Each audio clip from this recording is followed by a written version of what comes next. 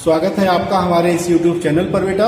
और आप लोग देख रहे हो हमारा आज का टॉपिक है permutation and combination class 11 exercise 7.3। और पहला क्वेश्चन मैंने बेटा राइट डाउन कर दिया है, how many 3 digits number can be formed by using the digits 1 to 9 if no digit is repeated.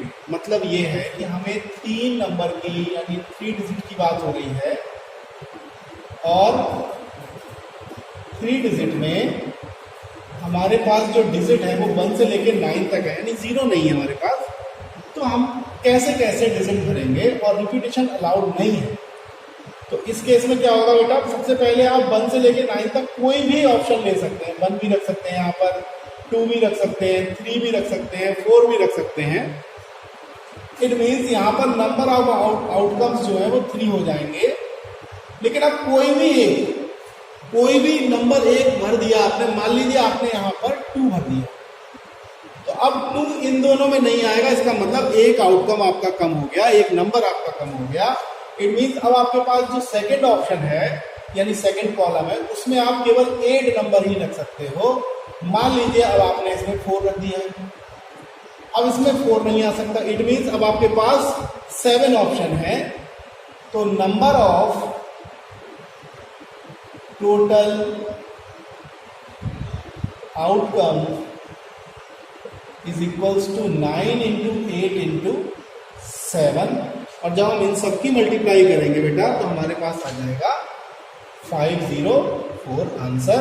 इसको आप नोट कर लीजिए। इसके बाद बढ़ते हैं नेक्स्ट क्वेश्चन की तरफ। चलिए बढ़ते हैं नेक्स्ट क्वेश्चन की तरफ। Question number 2, how many 4 digit number are there with no digit repeated. अब आप देखिए हमारे पास 4 डिजिट के नंबर लेने हैं। 4 बॉक्स मैंने बना दिए और इसमें कंडीशन ये है कि हमारे पास 0 से लेके, क्योंकि उसमें कोई कंडीशन नहीं थी बेटा, कोई भी कंडीशन नहीं। हम 0, 1, 2, 3, 4 डॉट डॉट डॉट हम 9 तक हमारे पास 10 डिजिट है। हम कोई सा भी नंबर ले सकते हैं। लेकिन अब आप यहाँ पे ध्यान दीजिएगा कि ऑप्शन आपके पास कितने हैं, यानी आप 10 में से 4 ऑप्शन ले सकते हैं। यानी 10 में से आप कितने ऑप्शन ले सकते हैं, बात हम कॉम्बिनेशन की नहीं परम्यूटेशन की कर रहे हैं। तो 10 में से आप 4 ऑप्शन ले सकते हैं। भाई आप 10 हैं, उसमें से आप कितने चुनेंगे? ओवरऑल आपके पास तो यही है, पहले आप 10 चुन सकते हैं, फिर 9 चुन सकते हैं, फिर 8 चुन सकते हैं, फिर आप 7 चुन सकते हैं। इसके बाद इसमें ऐसे नंबर भी शामिल हो जाएंगे बेटा जिनके स्टार्टिंग में 0 आएगा। तो हम लिखेंगे this includes those number, this includes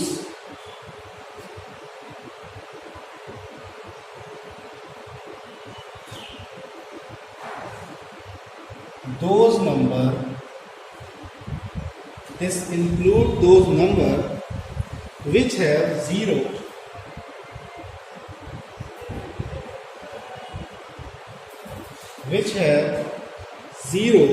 in the beginning।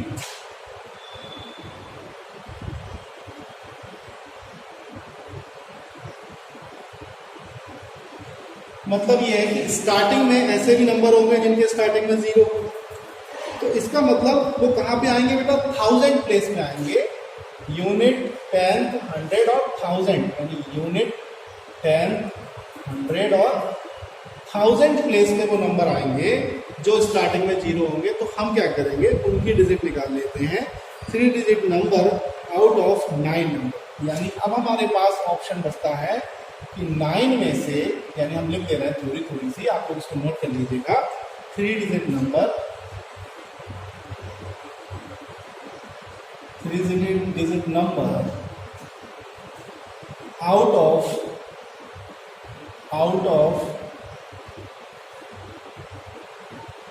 9 digit, यानी 9 में से इस बार हमें कितना लेना होगा, 3 डिजिट। हम 0 को हटा दे रहे हैं, यानी 9C3। ठीक है। अब हम लोग क्या करेंगे, इसके बाद 4 digit number which do not have, क्या लिखेंगे, 4 digit number which do not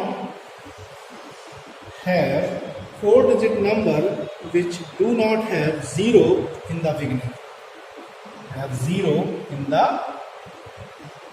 यानी स्टार्टिंग 0 से ना हो, in the beginning,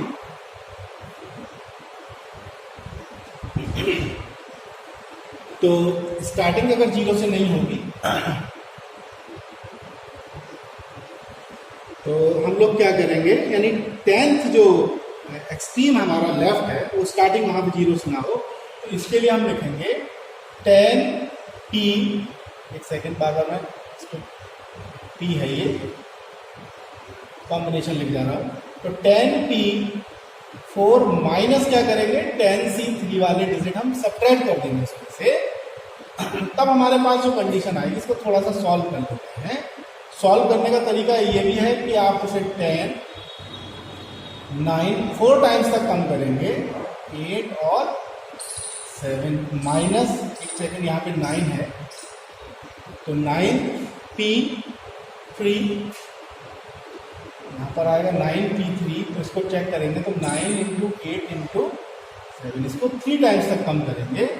अब हमारे पास जो कॉमन डिजिट है, मैं आगे लिख दे रहा हूँ, शायद इस वीडियो में ना आ रहा हूँ, चेक कर लेता हूँ, हाँ ठीक है यहाँ तक आ रहा है, इसको इधर कर देते हैं बेटा, तो यहाँ से हम कॉमन लेंगे 987, ब्रैकेट लगेगी 10 माइनस 1, अब इसका मतलब डबल लाइन आ गया, डबल लाइन 8 की 7 से मल्टीप्लाई करके जब आंसर आएगा हमारे पास तो वो आएगा 4536, यानी 9 into 9 into 8 into 7 equals to 4536, ये हमारा आंसर होगा। इसके बाद हम लोग चलते हैं अपने नेक्स्ट क्वेश्चन की तरफ, ये इंपॉर्टेंट क्वेश्चन था, काफी अच्छा क्वेश्चन था ये। बढ़ते हैं अपने नेक्स्ट क्वेश्चन की तरफ जो है क्वेश्चन नंबर 3, कह रहे हैं how many 3 digits even number can B, देखिए बेटा इवन नंबर में मैं अंडरलाइन कर रहा हूं, यानी आपको सम संख्या लेनी है, हिंदी मीडियम के बच्चे इस बात को ध्यान रखें, हमें सम संख्या लेनी है, can be made using the digits, हमारे पास जो डिजिट यूज करनी है वो 1 से लेकर 7 तक है, और इसके बाद बेटा इसमें बेटा 5 नहीं है, क्वेश्चन को चेंज कर दिया है थोड़ा सा, इसमें आपके पास 4 के बाद 6 है, 6 के बाद 7 है। If no digit is repeated, अब आप देखिए अगर आपके पास 3 डिजिट की बात हो रही है तो 3 बॉक्स बनाएंगे हम लोग, क्वेश्चन को समझना बहुत जरूरी है। और इवन नंबर कब होगा, हमें स्टार्टिंग के 2 प्लेस से मतलब नहीं होता, हमें 3rd प्लेस यानी यूनिट प्लेस, 10th प्लेस और 100 प्लेस, यानी हमें यूनिट प्लेस से मतलब है। अब आप यूनिट प्लेस में कितने रख सकते हो, आप 2 भी रख सकते हो, आप 4 भी रख सकते हो, आप 6 भी रख सकते हो, यानी unit place can fill 3 option, यानी यूनिट प्लेस यानी इकाई के अंदर unit place can be filled by 3 option, यानी हमें यूनिट प्लेस पे कितने मौके हैं, हम 3 ऑप्शन रख सकते हैं, लेकिन कोई एक तो रखेंगे। मान लीजिए हमने यहाँ पर 4 रख दिया, अब आपके पास कौन बचता है, आपके पास 4 निकलने के बाद 2 बचा है और 6 बचा है, यानी 2 बचा है, 6 बचा है, और उसके बाद आपके पास 1 2 3 4 ऑप्शन और बचे। इट मीन्स अगर ये 3 ऑप्शन आप कोई से चुनेंगे तो इसका मतलब अब आपके पास जो 5 ऑप्शन बचे, यानी ओवरऑल कितने हैं बेटा, 6 हैं, 6 में से एक ऑप्शन बचे, यानी आपके पास जो 5 ऑप्शन बचे उनमें से आप यहाँ पे 5 लिख सकते हो और यहाँ पर 4 लिख सकते हो, यानी यहाँ 5 ऑप्शन आ सकते हैं या 4 ऑप्शन आ सकते हैं। आप फिर समझ लीजिए यहाँ पे 2 4 6 यानी 3, अब हम इसको लिखेंगे कैसे, हम लिखेंगे 3 इंटू 5 में से 2 ऑप्शन आपको चुनने हैं, बाकी के 2 प्लेसेस, तो ये हमारा आंसर होगा। लेकिन थ्योरेटिकली अगर हम बात करें तो 4 डिजिट इवन नंबर्स आर, यहाँ पे लिखेंगे 4 digits even numbers are 3 into 5c2, it means 3 into 5c2 का मतलब कितना होगा 5 इंटू 4 1 इंटू 2। तो अब ओवरऑल आंसर हमारे पास कितना आएगा, 3×15 30, यानी 30 ऐसे तरीके होंगे, 30 ऐसे जो तरीके होंगे जिन पर हम क्वेश्चन को सॉल्व कर सकते हैं। तो इसको आप लोग नोट करेंगे, इसके बाद हम लोग आगे बढ़ेंगे बेटा। चलिए आगे बढ़ते हैं इस क्वेश्चन में। इसके बाद आप देखिए 3 इंटू, हमारे पास 5 ऑप्शन है, 5 की में से हमें 2 ऑप्शन चुनने, यानी 5 में से हमें 2 ही जगह चुननी है। तो ओवरऑल आंसर होगा 5 को हम 2 बार कम करेंगे, 5 इंटू 4, 5 और 20 दिया 60, यानी ओवरऑल जो आंसर आएगा हमारे पास वो 60 आ जाएगा। इसको आप नोट कर लें। अब नेक्स्ट क्वेश्चन की तरफ हम लोग आगे बढ़ेंगे। इसके बाद चलिए बढ़ते हैं नेक्स्ट क्वेश्चन की तरफ, जो है क्वेश्चन नंबर 4। कह रहे हैं find 4 digit number that can be formed using the digit. हमारे पास बेटा 5 डिजिट है, 1 2 3 4 5, और इसमें से हमें 4 डिजिट चुननी है, यानी 4 डिजिट आपको 4 बॉक्स में बना देता हूं, ध्यान देंगे। अब यहाँ पर 5 में से 4 डिजिट चुननी, यानी यहाँ पर अगर मैं यहाँ से स्टार्ट करें तो हम यहाँ पे 5 में से कोई भी डिजिट, यानी यहाँ पे कितने ऑप्शन है, 5 ऑप्शन है। यहाँ एक ऑप्शन मान लीजिए 1 लिख दिया, तो अब यहाँ पर कितने ऑप्शन बचे, 4 ऑप्शन बचे, यानी 4 लिख सकते हैं 1 2 3 4 5 तक। अब मान लीजिए यहाँ पर 2 लिख दिया, फिर आपके पास कितने ऑप्शन बचे, 3 ऑप्शन बचे, 3 ऑप्शन। मान लीजिए 3 लिख दिया, इसके बाद आपके पास 2 ऑप्शन बचे, मान लीजिए यहाँ पे आपने 4 लिख दिया, तो आपके पास एक डिजिट बन गई 1 2 3 4, और आप देखिए 4 डिजिट नंबर है ये, 0 इसमें है नहीं। तो ओवरऑल हम पे number of outcomes, total number of outcomes होंगे, और कोई भी डिजिट कह रहा है रिपीट नहीं होनी चाहिए। सॉरी, यहाँ तक तो आपसे कुछ कहा ही है। फिर उसके बाद कह रहा है no digit is repeated, how many of these will be even. मतलब साफ समझ लीजिए आप लोग, यहाँ पर कितने ऑप्शन हो सकते हैं, फिर से समझ लीजिए इसको। यहाँ पर आपके पास 5 ऑप्शन हो सकते हैं, कोई एक, अब यहाँ पे एक दिया, अब यहाँ एक कहीं नहीं आएगा इन तीनों में, तो मतलब ऑप्शन आपके धीरे धीरे घटते चले जाएंगे। तो टोटल नंबर ऑफ आउटकम्स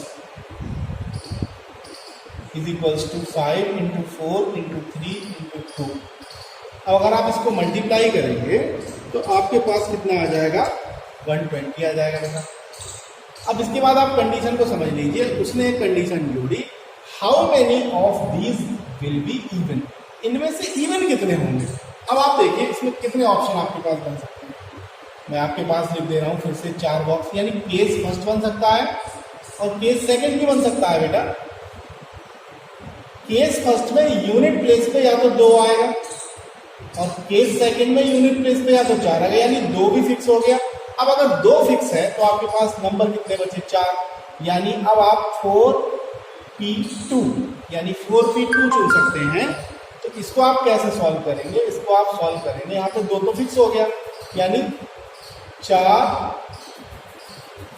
को एक बार कम करें 3, और आपके पास इन 4 और 2 ऑप्शन में से आपको रुकना है, तो या तो 2 रखेंगे या 4 रखेंगे। यहाँ पर भी आपके पास 2 ऑप्शन है, इट मीन्स आपके पास 2 आ गया, ओवरऑल कितना आ गया, 4 दिया 12 दूनी 24। अब मान लीजिए यहाँ भी तो आपके पास 2 ऑप्शन है, ये तो 3 ऑप्शन वही है जो करते हो, यहाँ पे तो आप 4p2 ही लिखेंगे, लेकिन 4p2 लिखने के अतिरिक्त यहाँ पर या तो आपके पास 2 ऑप्शन थे, यहाँ पे भी हो सकता है आप 4 लिखें 2 ना लिखें, तो यहाँ पे भी आपको 2 में से एक ऑप्शन को चुनना है। इट मीन्स आपके पास ओवरऑल कंडीशन बनेगी 4 3 2, और ये भी आपके पास 24 में थी। तो आप इन दोनों को कंबाइन करके नंबर ऑफ आउटकम्स निकालेंगे, तब आपके पास क्या होगा, even 4 digit number, then even 4 digit number is equals to 2 into 24, 48 हमारा आंसर होगा। इसको आप नोट कर लें। इसके बाद हम नेक्स्ट क्वेश्चन की तरफ आगे बढ़ेंगे बेटा। चलिए बढ़ते हैं नेक्स्ट क्वेश्चन की तरफ, जो है क्वेश्चन नंबर 5। और क्वेश्चन नंबर 5 में है बेटा, form a committee of 8 person, in how many ways can we choose a chairman and a vice chairman, assuming one person cannot hold more than one position। ठीक है बेटा, अब आप question को समझिए। आपको 2 लोगों को चुनना है, 8 लोगों में से 2 लोगों को चुनना है, यानी 8 लोगों में से आपको 2 लोगों को चुनना है, और उन दो लोगों में से एक आपका है चेयरमैन और एक आपका है वाइस चेयरमैन। तो एक बात बताओ, 8 लोग हैं, उनमें से किसी एक को चुन सकते हो ना? तो कितने रास्ते हो गए? 8 लोगों में से किसी एक को चुन सकते हो, यानी 8 लोगों में से किसी एक को चुनेंगे तो 8 रास्ते। लेकिन अगर चेयरमैन 8 लोगों में से चुन गया, अगर चेयरमैन 8 लोगों में से चुन गया बेटा, तो आपके पास जो, तो इसका मतलब इसमें क्या लिखेंगे बेटा? इसमें हम लिखेंगे out of 8 person chairman can be chosen in 8 ways। Out of 8 person chairman can be chosen 8 ways। ठीक है, 8 तरीके हो गए चेयरमैन को चुनने के। लेकिन अब अगर एक चेयरमैन चुन गया तो ऑप्शन कितने बचे? अब 2 बचे, 7। तो 7 लोगों में से एक आदमी को चुनना है, तो अगला ऑप्शन क्या होगा बेटा? तो हम लिखेंगे after selecting a chairman, after selecting a chairman, यानी चेयरमैन को चुनने के बाद हम क्या लिखेंगे? We have to choose a vice chairman. We have to choose a vice chairman, यानी अब हमें क्या चुनना है? वाइस चेयर चुनना है। आउट ऑफ कितने लोगों में से? आउट ऑफ 7 पर्सन, यानी 7 लोगों में से चुनना है। यानी अब हमारे पास कितने ऑप्शन है? 7P1 यानी 7। तो अगर हमारे पास इसके चुनने के 8 ऑप्शन है, इसके चुनने के 7 ऑप्शन है, तो हम लिखेंगे टोटल ऑप्शन कितने हैं हमारे पास? तो आउट ऑफ 8 पर्सन हमारे पास टोटल ऑप्शन है, यानी टोटल आउटकम्स जो होंगे वो होंगे 8 × 7, इट मीन्स 56 तरीके से हम उन 8 लोगों में से चेयरमैन और वाइस चेयरमैन को बेटा चुन सकते हैं। आप लोग इसको नोट कर लीजिए। चलिए बढ़ते हैं नेक्स्ट क्वेश्चन की तरफ। क्वेश्चन नंबर 6 मैंने लिख दिया बोर्ड पर। कह रहा है find the value of n if n-1, इसका रेशो इसके बराबर है, यानी हम लिखेंगे n-1 P3। रेशो का मतलब क्या होता है बेटा? अपॉन होता है।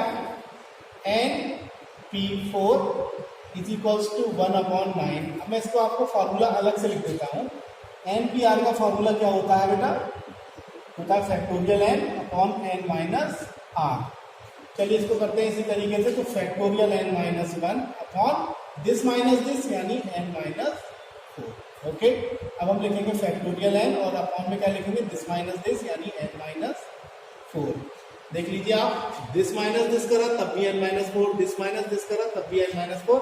इसे यही निपटा देंगे 1/9। इसको आप देखिए, अब हम क्या लिखेंगे? Factorial n-1 upon factorial n is equals to 1/9। अब यहाँ से n बाहर लेंगे तो नीचे एक कम हो जाएगा। जैसे मैं आपको एग्जाम्पल दूँ, कहीं लिखा है फैक्टोरियल 8, अगर आप 8 को बाहर निकालेंगे, 8 को बाहर निकालेंगे तो एक कम हो जाएगा, 7 बचेगा। ऐसे ही यहाँ पर क्या होगा? फैक्टोरियल n में से n बाहर निकाल लेंगे तो यहाँ n-1 बचेगा, 1/9 है। इसको इससे काट लेंगे तो वैल्यू ऑफ n कितनी आ गई? 9 आ गई। यही हमारा आंसर होगा। आप इसको नोट कर लीजिए। इसके बाद हम बढ़ते हैं अपने नेक्स्ट क्वेश्चन की तरफ। बढ़ते हैं नेक्स्ट क्वेश्चन, क्वेश्चन नंबर 7 की तरफ। इसमें 2 पार्ट है बेटा। कह रहे हैं find the value of r की वैल्यू पता करनी है। सबसे पहले इसको करेंगे, फिर इसको करेंगे। तो फर्स्ट पार्ट का सोल्यूशन मैं करता हूँ। 5PR है बेटा, इसके नीचे हम इसको ले आते हैं 6PR-1, और इधर कितना होगा बेटा? 2, और 2 के नीचे कुछ भी नहीं है तो बंद कर देते हैं। यानी अपने रेशो में कन्वर्ट कर लिया अपना क्वेश्चन। फॉर्मूला लगाते हैं जो अभी मैंने बताया था आपको पिछले क्वेश्चन में। Factorial 5 upon factorial 5 minus r। After that हम लोग क्या लिखेंगे? Factorial 6 upon this minus this करेंगे, यानी फैक्टोरियल 6 माइनस r। तो यहाँ माइनस माइनस प्लस का 1 हो जाएगा। ठीक है, यहाँ तक किसी को कोई डाउट नहीं होगा, ऐसा मुझे लगता है। 2/1। आगे बढ़ेंगे इधर ही, तो आपके पास क्या हो जाएगा? फैक्टोरियल 6 को आप बाहर निकाल लीजिए यहाँ पर। तो फैक्टोरियल 5, चलो मैं करके दिखा देता हूँ। फैक्टोरियल 5, अब ये कितना है? Factorial 5 minus r। ये कितना है? 6 को बाहर निकालेंगे तो फैक्टोरियल 5। अब ये कितना है? 7 माइनस r। 7 माइनस r है, तो यहां पर अगर आप 7 माइनस आर को बाहर निकालेंगे तो एक कम होगा। देखिए 7 माइनस आर को जब बाहर निकालेंगे तो कितना बचेगा, एक कम करिए 6 माइनस आर। फिर आप 6 माइनस आर को भी बाहर निकालिए, एक कम करिए, क्या बचेगा 5 माइनस आर। इसे लिख लीजिए और नीचे कितना है, ये 2/1 आएगा। अब देखिए इससे ये घटा और इससे ये घटा, ओवरऑल ये वाली चीज ऊपर जाएगी, यानी 7 माइनस आर और 6 माइनस आर तो ऊपर जाएगा, नीचे कितना है 6 है, इस इक्वल टू में कितना है 2 है और नीचे 1 है। अब आप क्रॉस मल्टीप्लाई कर लीजिए, जब आप क्रॉस मल्टीप्लाई करेंगे तो यहाँ पर 1 से मल्टीप्लाई करेंगे तो 7 माइनस आर बेटा, 7 माइनस आर और 6 माइनस आर और इक्वल टू में कितना आएगा 12 आ जाएगा, 6 2 12। अब आप क्या करेंगे, इसके फैक्टर करेंगे, 7 छंग 42, minus 7 r minus 6 r minus के 13 और प्लस के r square is equal to 12। अब हम क्या लिखेंगे बेटा, आर स्क्वायर माइनस के 13 आर और इसको जब इधर लाएंगे तो प्लस का 30 के ऐसे फैक्टर करो जो 13 दे दें, 10 और 3 ही होंगे वो, तो यहाँ फैक्टर कर देते हैं, r square minus 13 r plus 30 is equal to 0 को फैक्टर कर रहे हैं हम लोग। आर स्क्वायर माइनस के 10 आर माइनस के 3 r plus 30 is equal to 0। इन दोनों में आर कॉमन लीजिए, बचेगा आर माइनस 10। इन दोनों में आप 3 कॉमन लेंगे तो आर माइनस 10। इसका मतलब आर माइनस 10 और आर माइनस 3 दोनों ही 0 होंगे, या तो ये 0 होगा यानी आर इज इक्वल टू 10 मिलेगा या आर इज इक्वल टू 3 मिलेगा। ठीक है, चलिए आगे बढ़ते हैं। अब देखिए इसमें कौन सी वैल्यू होगी कौन सी नहीं होगी। आप देखिए यहाँ पर कितना लिखा है, 5 लिखा है और यहाँ पर कितना लिखा है, 6 लिखा है। आप जानते हैं n हमेशा बड़ा होता है r से। जब n हमेशा बड़ा होता है r से तो हम लोग क्या करते हैं कि r की जो वैल्यू है 10, इसको आप नहीं रख सकते, यानी r can not be equal to 10, यानी r की वैल्यू जो होगी वो सिर्फ और सिर्फ 3 होगी। यही आपका आंसर होगा। इसके बाद हम लोग क्या करते हैं, बढ़ते हैं अपने नेक्स्ट क्वेश्चन की तरफ, और वो है इसका सेकंड पार्ट बेटा। और सेकंड पार्ट में आप देखिए, मैं इसको उधर कर देता हूँ सॉल्व। और ये बहुत ही आसान क्वेश्चन है, इसमें कोई खास ऐसा कुछ है नहीं। आपको क्या करना है, सिर्फ और सिर्फ फॉर्मूला अप्लाई कर देना है। और मैं क्या करूंगा, इसमें फॉर्मूला अप्लाई करने जा रहा हूँ। देखिए क्वेश्चन क्या है, क्वेश्चन है 5pr, फॉर्मूला लगाइए 5n माइनस आर यानी 5 minus r is equals to factorial 6 upon this minus this करेंगे तो 6 माइनस आर प्लस 1 हो जाएगा। बिल्कुल सेम क्वेश्चन। अब क्या करेंगे बेटा, अब फैक्टोरियल 6 को अगर हम बाहर निकाल लें तो फैक्टोरियल 5 बचता है। इधर हम क्या करेंगे, 6 माइनस, अब देखिए यहाँ पे 7 हो जाएगा, तो 7 माइनस आर को जब हम बाहर निकालेंगे तो बचेगा 7 की जगह 6 माइनस आर। फिर निकालिए 6 माइनस आर को बाहर, जैसे कि इसमें किया था, तब बचेगा फैक्टोरियल में 5 माइनस आर। अब आप इधर लिख लीजिए 5 फैक्टोरियल, इधर लिख लीजिए 5 माइनस आर, इसको इससे काट लेंगे, इसको इससे काट लेंगे, तो ओवरऑल हमारे पास आ जाएगा 7 minus 7 minus r 6 minus r is equals to 6। Multiply करेंगे फिर से वैसे ही, हमने इसमें मल्टीप्लाई किया था, कितना आया था 42 minus 13 r plus r square is equals to 6। इसके बाद क्या करेंगे, आर स्क्वायर माइनस 13 आर और 6 को इधर ले आएंगे तो 36 प्लस का बचेगा, अब 0 हो जाएगा इधर। 36 के ऐसे टुकड़े करेंगे, बोलेंगे 9 और 4, यानी आपके पास 9 और 4 हो जाएंगे, 9 चौक 36 और 9 4 13, यानी एक्स स्क्वायर माइनस के 9 आर और माइनस के 4 आर प्लस के 36 इज इक्वल्स टू 0। इन दोनों में आर कॉमन है तो आर माइनस 9 और माइनस के 4 कॉमन है तो r minus 9 is equals to 0। अब क्या करेंगे बेटा, आर माइनस 9 को हम कॉमन निकालेंगे तो हमारे पास बचेगा r minus 4 is equals to 0। यहाँ से दोनों को अलग अलग 0 करेंगे तो आर की वैल्यू मिलेगी 9 और 4। आपको मैं बता दूं 9 होगी नहीं, क्योंकि आप जानते हैं 5 और 6 दोनों छोटे हैं 9 से, मीन्स आर की वैल्यू कितनी हो सकती है, 4 तो हो सकती है लेकिन 9 नहीं हो सकती। इसको आप नोट कर लीजिए। बढ़ते हैं अपने नेक्स्ट क्वेश्चन की तरफ। चलिए बढ़ते हैं नेक्स्ट क्वेश्चन की तरफ, जो है क्वेश्चन नंबर 8। कह रहे हैं how many words can be form using all letters of the word equation. Equation एक वर्ड है हमारे पास, using each letter exactly one. तो इसको जब सोल्यूशन में स्टार्ट करेंगे थोड़ा सा थ्योरेटिकल हम लोग लिखेंगे, पहले आपको क्वेश्चन समझा दें। इक्वेशन हमें पास वर्ड है, हमें सारे वर्ड यूज करने हैं और एक ही बार में इस इक्वेशन में 8 के 8 वर्ड यूज कर लेने हैं। तो 8 ही वर्ड है इसमें, तो हम इसमें क्या लिखेंगे, number of letter in equation, number of letter in equation is equals to 8। भाई इस इक्वेशन में कितने लेटर है, इस इक्वेशन जो लिखी हुई है इसमें कितने लेटर है 8। और बेटा हमें कितने यूज करने हैं एक बार में, तो number of letters to be taken at a time, तो number of letters to be taken at a time, हमें एक समय में 8 के 8 लेटर यूज करने हैं बेटा, ठीक है। तो हम लिखेंगे if P is the number of words thus form, if P be the number of words, then हम क्या लिखेंगे, तब हमारे पास जो नंबर फॉर्म होगा, हमारे पास जो नंबर फॉर्म होगा वो कैसे फॉर्म होगा इसको समझिएगा। हम लिखेंगे 8P8, हमें 8 लेटर है, 8 में से 8 को एक ही बार में चुन लेना है, तो इसका मतलब फैक्टोरियल 8 अपॉन फैक्टोरियल 8 माइनस 8, आप लोग लिखेंगे फैक्टोरियल 8 अपॉन फैक्टोरियल 0, और फैक्टोरियल 0 की वैल्यू याद रखिएगा 1 होती है। फैक्टोरियल 8 को आप लोग जानते हैं कैसे लिखेंगे, अब मैं लिख के दिखा देता हूँ, 8 into 7 into 6 into 5 into 4 into 3 into 2 into 1। और जब हम बेटा इन सबकी मल्टीप्लाई करेंगे तो हमारे पास आएगा 40320। इसको आप नोट कर लें, बहुत ही अच्छा क्वेश्चन था ये भी। चलिए बढ़ते हैं क्वेश्चन नंबर 8 की तरफ बेटा। और 8 क्वेश्चन में हमारे पास लिखा है हाउ मेनी वर्ड्स विद और विदाउट मीनिंग, यानी मतलब और बिना मतलब के हमें शब्द बनाने हैं, कैन बी मेड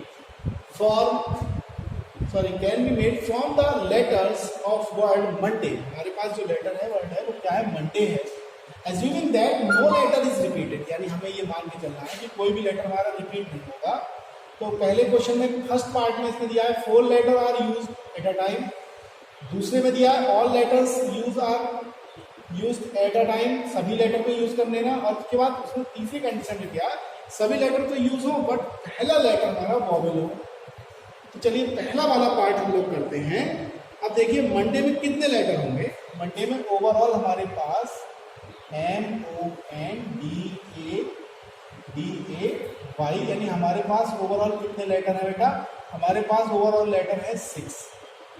ध्यान दीजिएगा इस बात पे, अगर 6 लेटर है, 6 में से हमें कितने चुनने हैं, 4 letter at a time, 4 letter are use at a time, तो इसी में लिख देंगे 4 लेटर एट अ टाइम अगर हमें यूज करने हैं तो कितने में से 6P4, तो ओवरऑल कितना आंसर होगा 6 5 4 3, 6 पंजे 3 चौक 12 120 या 12 3 36, यानी 360 इसका आंसर होगा पहले वाले का। इसके बाद चलते हैं दूसरे वाले क्वेश्चन की तरफ। दूसरे वाले में साफ साफ लिखा है कि ऑल लेटर, अभी मतलब बिल्कुल सेम ऐसे क्वेश्चन किया था, तो इसमें आपने क्या किया था 6P6, 6 में 6 भी लिख सकते हैं, डायरेक्ट फैक्टोरियल 6 भी लिख सकते हैं, तो इसका मतलब 6 5 4 3 2 1। अब देखिए यहाँ से यहाँ तक की मल्टीप्लाई, यानी यहाँ से यहाँ तक की कितनी है 360 मिली 720, एक का कोई महत्व नहीं है, इसमें मल्टीप्लाई ही करनी है 1 से, तो वो 720 ही रहेगा।